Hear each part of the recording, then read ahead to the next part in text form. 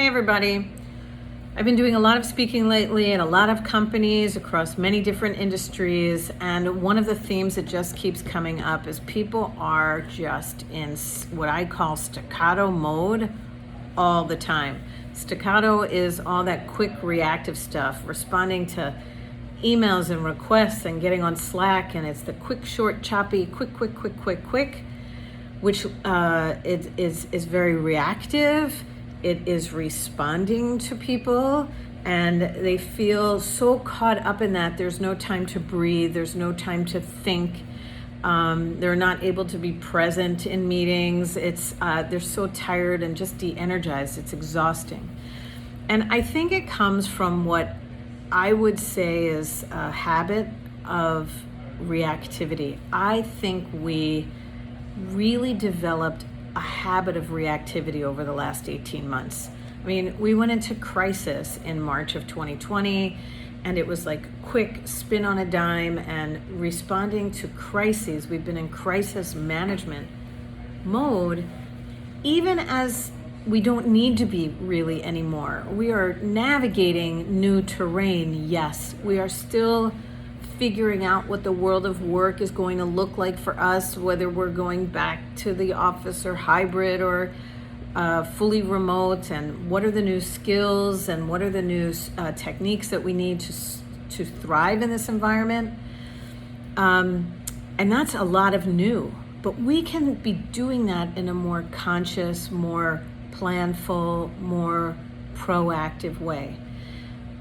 But in order to do that thinking and learning and rebuilding and reskilling, we need to break the habit of reactivity, break the habit of being in crisis. And what that means is we have to stop spending all our time just reacting to what people are asking us and claw back time to be proactive, to be in control, to be in command. And how do we do that? I think one thing is talk to your peers. You gotta let people know we're all in this habit of crisis management, and I need to claw back some time for a few proactive things. And maybe everybody does that. Here's what I think you need to claw back time for to switch from crisis mode to proactive, learning, building, strategic mode. One, reclaim time to think. Block off an hour or 90 minutes or 2 hours every morning, no matter what your job and where you work.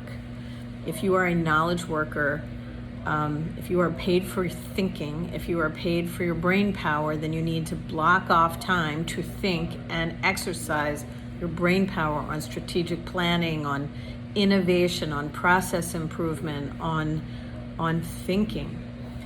Claw back into your daily schedule, daily, not episodic, but daily schedule, time to think. Claw back time, that kind of time. That's number one. I think the second type of time that we need to claw back time for, away from all the crisis, reactivity, staccato stuff, and away from meetings, is what I would call delegation strategy time.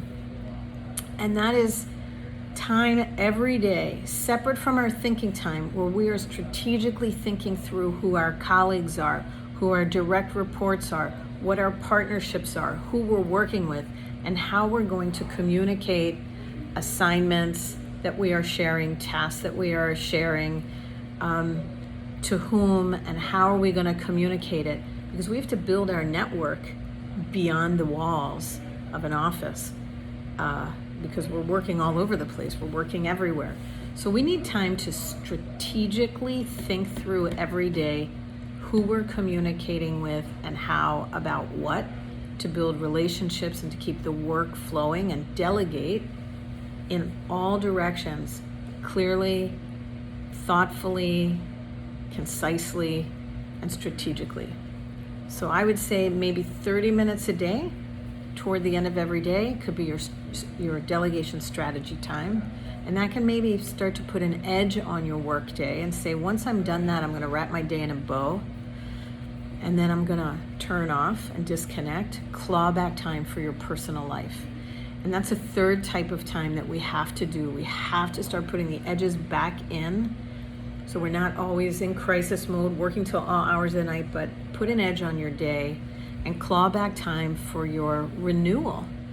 And you can do that in the evenings, you can do that on the weekends. It will help you perform better during your workday, but be very concrete about it. And I always say to make sure that you know exactly what you're gonna do in your renewal time, rather than just leave it a blank slate, because if a blank slate will be filled with the gravitational pull of yet another email, yet another request.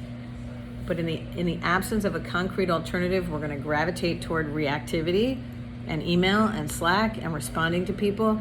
But if you have a concrete alternative, you're going to listen to music, you're going to meditate, you're going to take a walk, you're going to play in the sand with your kids or grandkids.